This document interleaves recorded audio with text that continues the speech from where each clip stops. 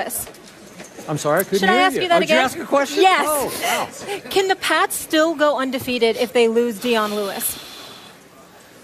I say yes, Stephen A., but obviously this will make it a little tougher. Mm-hmm. Dion Lewis is, or maybe I should say was, their Darren Sproles. He was the lightning, the newly found lightning to LeGarrette Blount's thunder. And you could say he was the icing to a great cake. And the neon icing could be gone now. It sounds bad. It seems like almost hopeless at this point for Dion Lewis to be available for the rest of the year. But the cake remains. And the cake just might be the greatest cake that's ever been baked, because the cake is Tom Brady. And some good cake. Yeah, some pretty good cake. And the point about Tom Brady is he is on a mission to deflate every opponent he faces. He's trying to take it out on the NFL that tried to take it out on him, that tried to frame him, in his view, for Deflategate. And he was special again yesterday. He's playing at a level I don't think any quarterback has ever known before. I'm not saying he's the greatest quarterback ever, because his resume is unfinished, but he's playing at a level I've never seen a quarterback play at. And he's doing that despite the fact that you realize his best offensive lineman, Nate Solder, is gone for the year. His second best offensive lineman, Sebastian Vollmer, knocked out yesterday with a head injury. We don't know how long he's going to be out. The third best offensive lineman, Marcus Cannon, didn't dress yesterday because he's still suffering with a foot injury. They are down to makeshift, inexperienced. It's by far the most inexperienced offensive line in the NFL. And Brady continues to operate at that same level because he's reading it, he's seeing it before the defense even knows what's happening. Mm-hmm. He's picking the right receiver pre-snap, and he's getting rid of the ball in a record rate, 2.5 seconds per play. Right.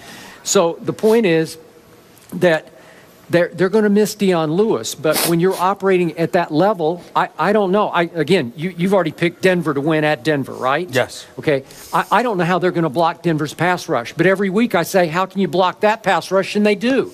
They blocked up the Redskins yesterday. And then let me throw in one last point about Tom Brady yesterday, just to show you just what a mission he's on. He finally threw his first his-fault interception of the whole year. That was his fault. He didn't see that linebacker. And the linebacker's running for a touchdown. It's going to be a pick six. And Tom Brady, I'm not saying this was smart, but I admired it. He goes and busts through the blocker and makes the tackle to stop a pick six. That's the mission that he's on this year. Again, was he risking injury and being knocked out for the year? Probably he was, but I admired it just the way I admired how they dispatched the Redskins with ease yesterday. So is 16-0 or 19-0 still within reach? Absolutely. He didn't look like a dork there. No. And he didn't look like not a tough guy there, right? This subject annoys me. And the reason why it annoys me is because in the NFL, you're supposed to be required to play against an NFL team. And the Patriots didn't do that yesterday. The Redskins dropped 7 passes, 6 different receivers. It was the most drops by a Redskins team in the last 10 years and the most by any team in the last 7. It's called intimidation. Well, again, you could call it whatever you want, but if you're an NFL team, you ain't supposed to be that damn intimidated, okay? I mean, if you're going to be that way, why bother showing up? And the Redskins, they just stink right now. It's just that simple. Just call it what it is. It's a daggone shame they're in the nation's capital, for crying out loud. Here's the deal. When you look at Tom Brady, 9 for 9 on screen passes. Well, what do you want, a cookie? I mean, the man is a great quarterback. We know it. He's a 4-time Super Bowl champion. But to me, you know, we've gotten to the point to see, my problem with you, Skip, is this. I understand what Bart Scott said. I understand what a couple of other people implied. But by and large, everybody recognizes Tom Brady as one of the greatest quarterbacks ever. It is now a discussion as to whether or not he will go down as the greatest quarterback to have ever played the game of football. You don't get that title because you started off 8-0 after a Super Bowl season. That means your body of work over the course of time has proven and validated your level of greatness. But because a couple of dudes came and insulted him, it's like, let's protest in the streets of America because how dare anybody question Tom Brady? Stop it. The man is great. Did he insult him? Did Bart Scott insult him? Yes, thank you. Yes, we both acknowledge that. But the point that I'm trying to make to you is that a defensive player would usually, they would usually come at you. I remember Joey Porter playing for the Steelers, and he went off about Peyton Manning and how Peyton Manning engages in all the trickery and all of this other stuff, and then the Steelers went out and beat him in a playoff game, okay? But that didn't negate the fact that he was trying to highlight and call out Peyton Manning because Peyton Manning tries to beat you cerebrally. And when you're a defensive player, if you're a middle linebacker calling plays and calling schemes, you're going to react differently than somebody who's at the line of scrimmage and is just trying to get to the quarterback. You want one of those mano-a-mano kind of things, and when you don't get it, you get very, very frustrated. So a Bart Scott or somebody calling out Tom Brady, it wasn't surprising. It was insulting. It was insulting, especially towards Tom Brady. But it wasn't surprising because a lot of guys feel that way. All I'm trying to say is this. We sitting up here having this discussion after they played the Redskins. We sat up here and had a discussion about Tom Brady after they played the Jacksonville Jaguars. I mean, November 29th when they play against the Denver Broncos. Oh, yes. I want to see it then.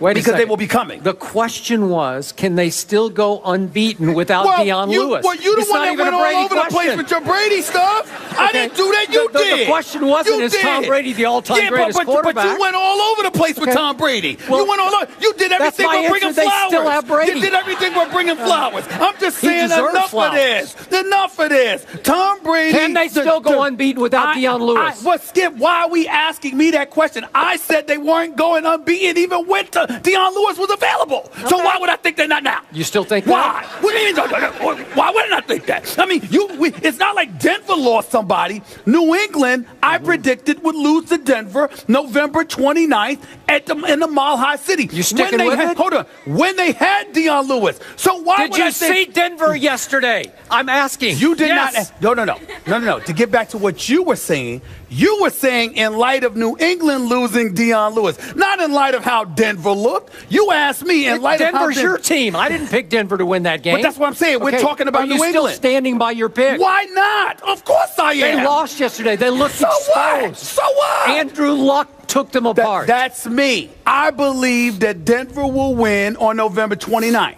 Just like I thought the Dallas Cowboys would lose last night. Right. Just like and by the way, you brought up Aaron Rodgers. That was a gutsy pick on your part. You brought up Aaron Rodgers. They had lost 5 in a row. You went way out on the limb. Aaron Rodgers. You are such a football guru. Thank you very much. I appreciate that. Yeah. You brought up Aaron Rodgers. Oh. I didn't pick Aaron Rodgers. You did. I picked Cam Newton. You picked Aaron Rodgers. Because he's good. He should have pulled that thing off. Well, I'm just saying. The point is, 4th and goal, you got to make that throw. But you introducing the subject like it was me that picked Aaron Rodgers. I ain't picked him. Wait a second. Speaking of Aaron Rodgers, I have to throw this out. Please do. A couple of Fridays ago, we had one Pierre Garçon on our show. That's remember right. that? Yeah, I remember. And Pierre Like the French Garçon accent. went on the record on live TV. It's on tape somewhere. Okay.